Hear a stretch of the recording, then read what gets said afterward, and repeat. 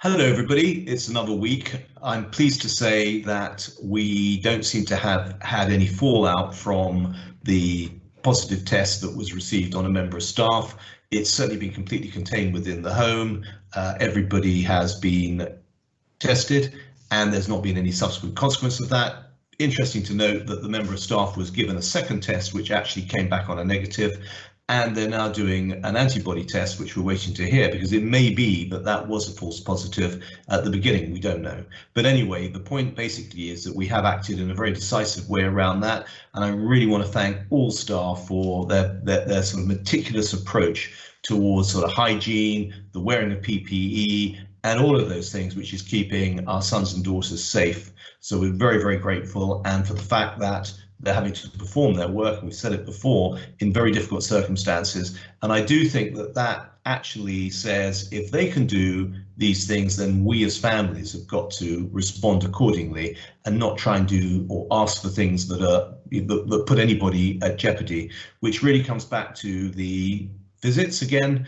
The government's obviously changed everything, and we are saying that where a family are actually based, we are looking at that place in terms of the level of lockdown, and based on that we're saying whether or not these meetings can go ahead. And obviously if you're in the maximum phase of lockdown, then they can't go ahead for obvious reasons, because the government has said that that's what's got to happen, is that if you're in a maximum lockdown area, you can't do certain things. So we can't bring the potential of that infection to your sons and daughters. We're really sorry about it, but that's essentially it. I have to say that Kate Taroney, who is the Chief Inspector of CQC, was on Radio 4 today, and it was not a very inspiring performance. It was simply saying, well, it's up to care homes to make these decisions around visiting through best interests, etc. No guidance at all from the regulator. And it's just really sort of saying, well, you, the care provider, you do what you think's right. And by the way, if we think you got it wrong, we're going to hit you with a big stick over the head. This isn't regulating the sector. This is so passé, and it's not helpful. We're in real time. We need much more agility in the way that organizations, particularly the regulator, are looking at this to give more of a lead on it. I think it's really shocking. I think it's totally uninspiring.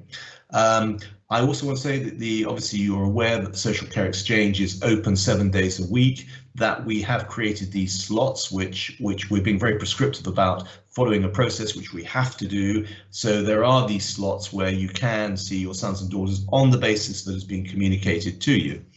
I'm sorry all this stuff's so restrictive, and it's horrible, but we cannot see any other way of doing these things. We've got to protect everybody. We've got to be reasonable and proportionate. And I know that the vast majority of all families who are watching this, I know that you 100% go along with that. And I know there will be some families who just don't, and I'm really sorry about that. But we have to look at what is best for everybody, and we are trying to work around the nuances around it. It gives us no pleasure to say you can't come, but we are where we actually are. In terms of our sort of recruitment processes and everything, and all of the backup that we're doing, it's all going well. It's as always, it's quite stressful. We've had to take out quite a lot of staff to do the weekly testing. I think we're nearly 200 tests that we've done in the last week. It's pushing 200. It's a phenomenal outcome. And again, actually, we're very grateful to the government, because although other care homes seem to be struggling in terms of getting these regular tests, we're not. So we're very grateful for whoever is actually making this all happen. I'm really sorry that other homes are not getting it. It's a shame if that's the case, but it's not the case in our circumstances. We're getting really good support. And equally, my criticism of Kate Taroney and the senior management team at CQC is in total contrast to their fantastic inspectors who are locally operating. They're working really well with our staff, and we really appreciate that.